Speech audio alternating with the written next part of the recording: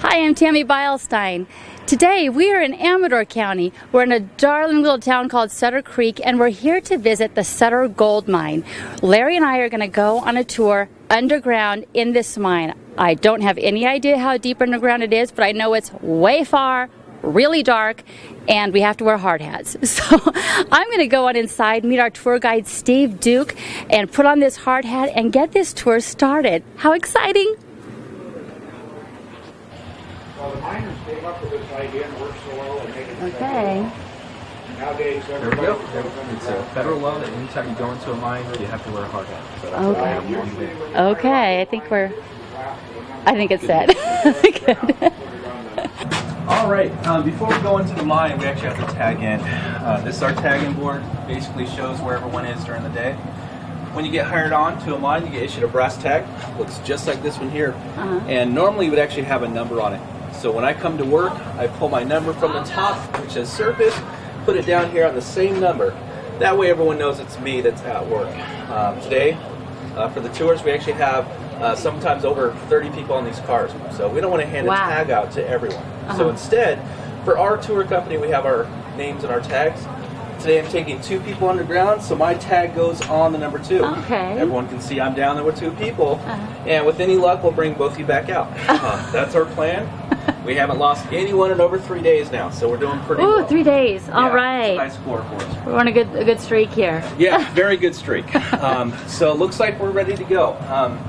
We haven't gone over the rules yet, but the first rule is that we have to keep the hard hats on at all times. That's a federal law, so keep those on. Second rule, we really don't want you jumping out of the cars as we're driving, so let me take care of your chains for you. I know where it's safe for you guys to get on and off the cars. And then the last rule is probably the most important one. You might see a small rock up on the wall that you want to take home with you as a souvenir, but you could take a small rock out and a big rock comes down too. So for our safety, please don't pull anything off the walls. Okay. That's it. Sounds good. All right. All right, so here we go.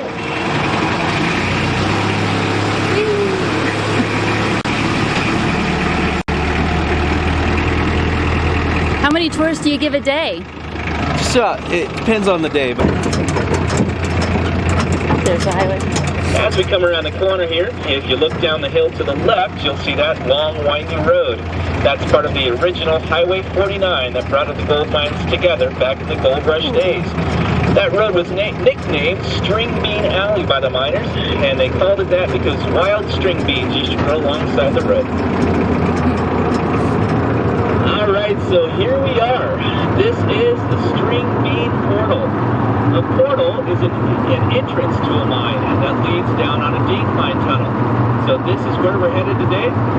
What we're listening to here is our ventilation fan, and what that does is it sucks out all the bad air from the bottom of the mine. That creates a natural vacuum that brings the good air back down inside. So this is what allows us to breathe so well down there nowadays. I'd like you guys to take a look inside the mine just to make sure you're still okay with going down. Is that all right? Yeah. All right. Okay. Here we go.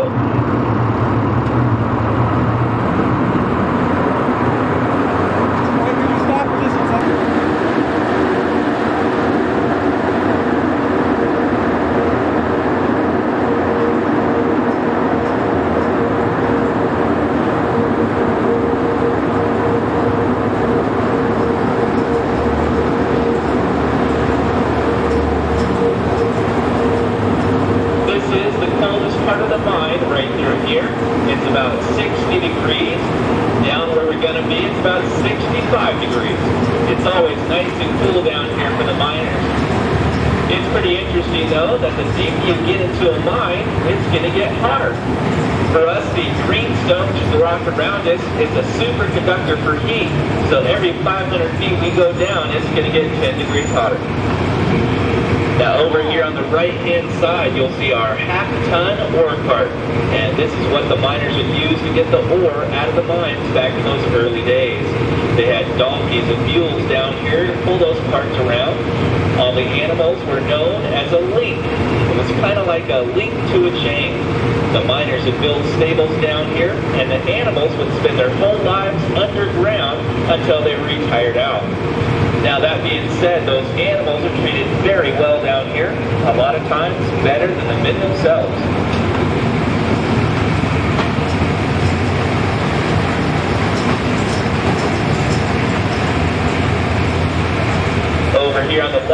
side, you'll see our original track bunker. This machine took the place of the animals inside the mine. This was ran by compressed air down on the rails beneath it, and it also had a hydraulic release that worked the bucket on the front. So the bucket was ran by water. These machines were used back in the early 1900s.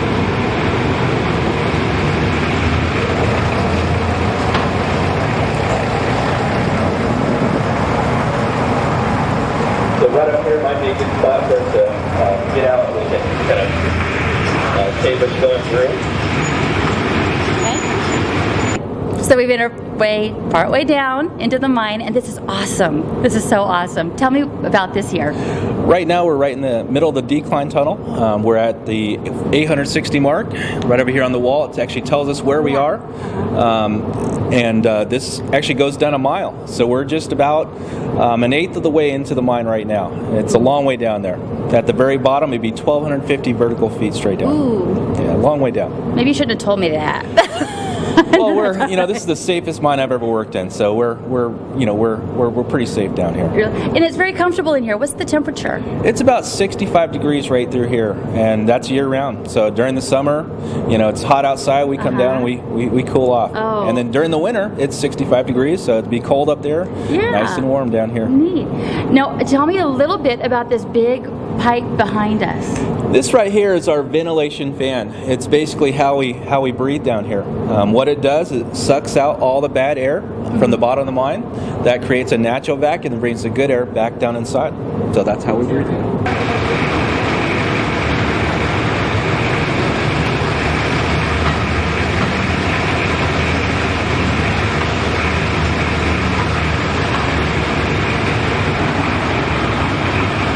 Now, when the miners were first coming underground, they kind of felt like they were going into the belly of a giant beast. So they had little nicknames for the rock around them. The top of the mine was known as the back, the sides of the mine were called the ribs, and then wherever they were blasting, it was known as the face. And these terms are still used today. Now, off to the left here, you'll see our modern-day haul truck. And this is what we use to get the ore out of this mine here. Inside each one of those buckets, we can take out about 20 troy tons of rock. So we can make a lot more money nowadays than they ever could back in those early days. And you'll notice that we have these large tunnels. They had to be made this big just to accommodate that truck right there.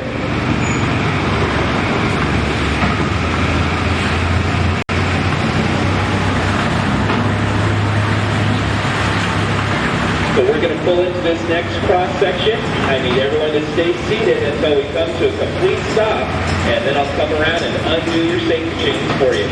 Thank you.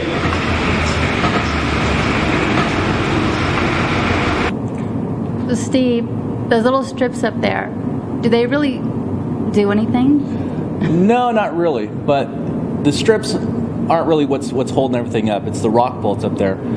Each one of those are about 12 feet long, and when it goes in, it has a ring around it. We drill it straight in, and then we have to pull that ring off. So it actually expands open, pushes all the pressure on the rock. Every square foot that it goes in, it's going to put just about 10,000 pounds of pressure on the rock. Oh my Lord. And then without those, this could fall in. It could fall in. Yeah, that's the only thing that's keeping us safe right now. Oh my God. Basically, yeah. Okay. But through here, I mean, this is a tour for the public people. Yeah. If we were working in here today, we'd probably have about maybe a third of those up. So this is very, very safe. Okay. Alrighty. I'm trusting you. That's right. What is this room here? This is our safety refuge chamber. If something ever bad did happen, all the miners are going to run into this room and seal up the door, and we can be in here for about a week, and we'd be okay. After that, we're going to run out of food. But The food's in that thing right there? food's inside the yellow container right there. Okay. Back behind the door, you'll see that we have pipes coming in. So the top and the bottom pipe are both bringing us fresh air. Oh. The middle pipe's bringing us fresh water. So we have Really? everything we need right here.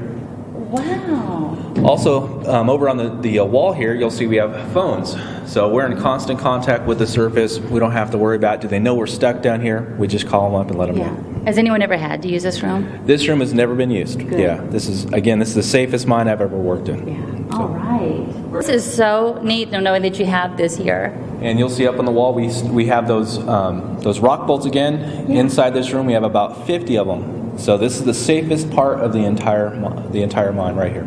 Now there's water dripping down every once in a while. There's some Yeah. wet spots. Yeah, we're underneath the water table. So just about 150 feet above us, we have the aquifer, the natural water table. That water's going to drip down, has to go somewhere. So it drips down here. Okay. And then where does it go from here? It's going to drip down. Well, for us, it actually goes down to our pump. We have a pump that will Okay. pump this all out. Okay. Yeah. So we don't have to worry about it filling up, and we have to wear snorkeling equipment. And you know what? There's already more to see here than I thought there would be. Definitely. I mean, and how it is right now, this is not how a normal mine would be. This is very well lit. Normally, the only light we'd have is right here. Oh. So it gets pretty dark down here. But we're going to be going up inside the actual vein. When a vein's taken out, they call it a drift. So we're going to walk up. We're going to actually catch the drift today. Drift, like D-R-I-F-T. D-R-I-F-T. Drift. Okay. That's right. Okay. So I'm going to come on around and let you out. All right, thanks. And watch your step.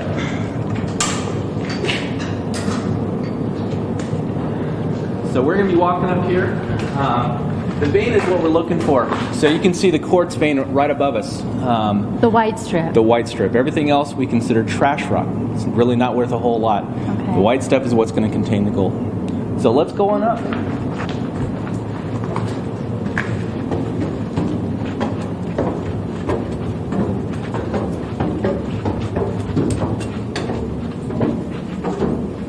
All right, so we're actually walking up the raise right here.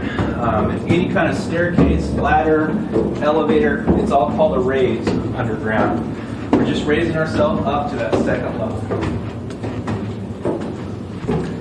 Good thing they have that good air in here because I'm really sucking it in. Yeah, walking up these steps is not the best part about being a miner. Oh, no. So, all right, so right now we're in the drift. This is the quartz vein that was just drilled out, blasted out. And back behind us, we have our first pneumatic drill. That right there is called the Widowmaker. It was used from 1880 till about 1905. That was the very first machine that was ran by steam compression rather than good old manpower.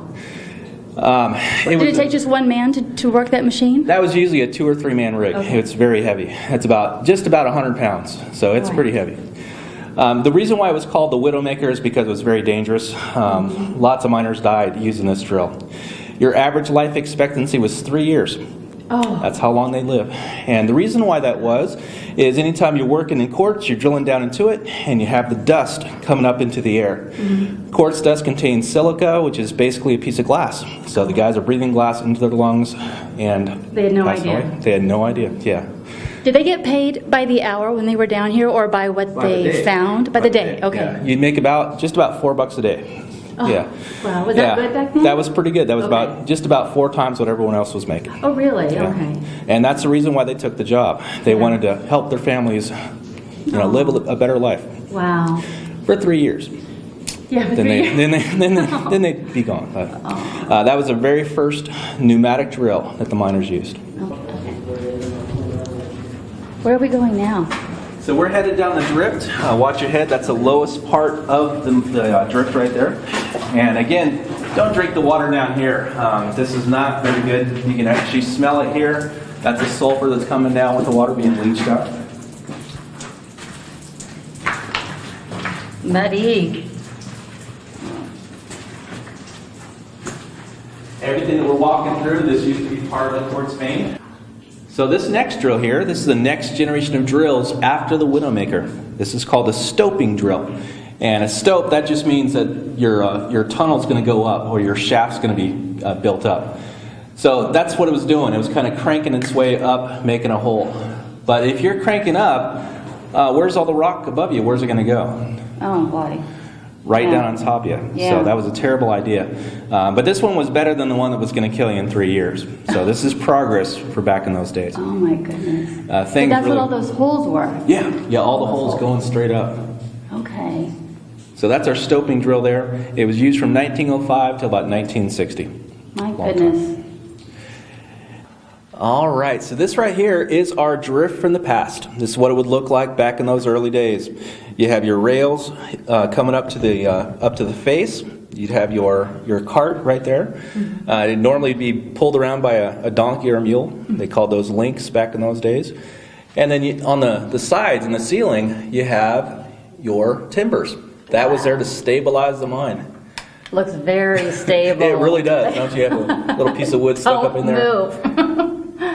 So this is what it would look like back in the early days.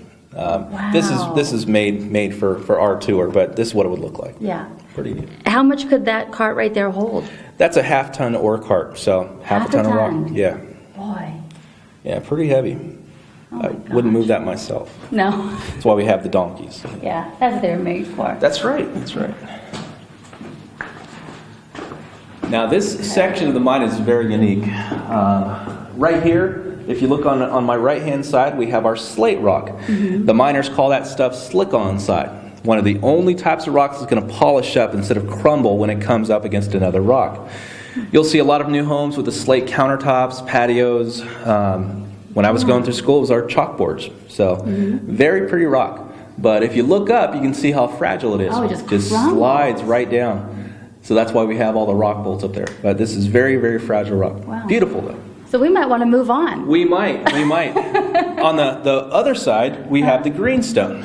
So, contrast here. We have the very fragile rock, and then this side, the hard rock. Oh, isn't that interesting? This is considered a 9 on the 10 scale. That means the only thing harder than that rock are diamonds. Personally, I'd rather have diamonds, but this is what we have. So, you got to work with what you have. Your next job is going to be in a diamond mine. That's right. That's right. Maybe. We'll hope. Oh, cool. And then above us, we have the quartz. So, this is where the gold was taken from again. And if you guys look up right above us, up where my light is, you're going to be able to see that yellow stuff up there. Ooh. So that's what we're looking for. That's the gold. Cool. Hurry, grab my shovel and pick. Can you tell if one of those veins of quartz is even worth drilling or not? You know, really, we can't tell. What we're going to do before we ever come down here is map the area out. We take core samples. So we're going to actually take a look at what's down here before we ever come down. So what that is a drill from the surface. We drill down and take a sample of the quartz vein, and if it's profitable, we'll map that out and we'll come pull it out. Wow. And can you tell before you start if it's real gold or fool's gold? Oh yeah, definitely. Really? We ship all of our samples out to basically our assayer, and they do all the work for us. For the most part, yeah. I see a lot of glitter. Yeah, if you see something glittering from here, that's probably going to be the pyrite, the fool's gold. Gold. Shoot. Yeah. Gold will actually shine while the pyrite glitters. Oh. It's one of the telltale signs. So we're going back down our rigs, 48 steps back down. And we're going to end up where we started? Did we make a big loop up here? We did make a big loop. So where do we go from here? Well, we're going to be getting back on the cars in just a second. We're going to head back up out of the mine. We're actually back at the decline tunnel. Okay. We're going to head out of the mine from here. Out of the mine. Okay. So we almost made a big loop up there. Almost, yeah. Where we were at was just about 150 feet back up the decline tunnel. Okay. Yeah. We walked down the drift, and then we walked back downstairs. Okay. And we just wait here for you to bring us the car? That's right. I'm going to go pick it up, and I'll bring it back down. Okay. I'll just park it right there. Yeah. You can bring me an iced tea when you're at it. You know, I'll go get one from the Starbucks down the way if you want one. Sure. That sounds good. Okay.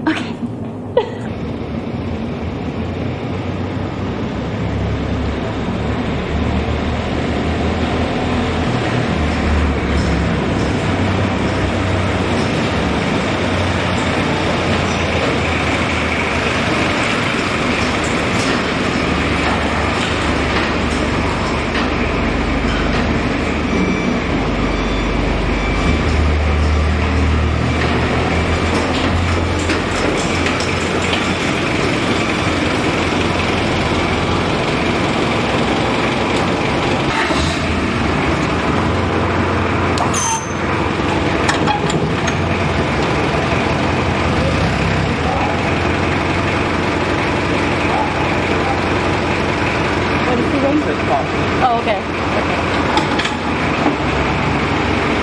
He probably wants us to talk while we're driving, Okay. if you can. So is this the end of the tour? This is it. We're going to be driving back up to the entrance of our mine, and there's plenty of stuff up in our gift shop. We have a movie if you guys want to watch a movie. We also have gemstoning, gold panning. We have lots of stuff to do.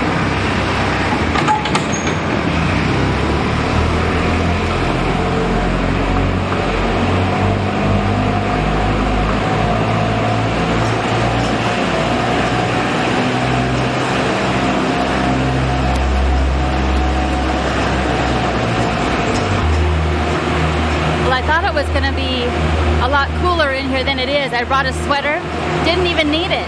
It's really nice down here.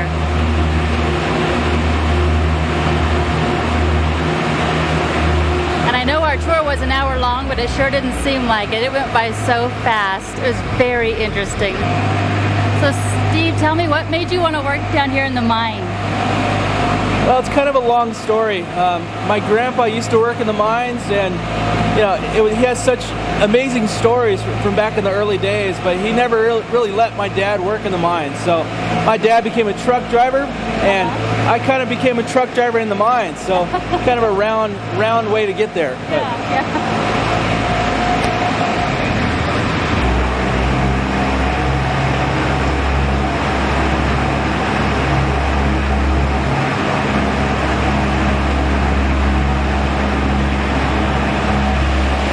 So every time we leave the mine, I want to give everyone a chance to see how dark it is without the lights, because this is how it is when your light goes out. So I'm going to turn the light off. That's not going to work. Oh, so this is it. my God. If you weren't afraid of the dark before, you might be now. But it gets pretty dark down there. Oh my gosh.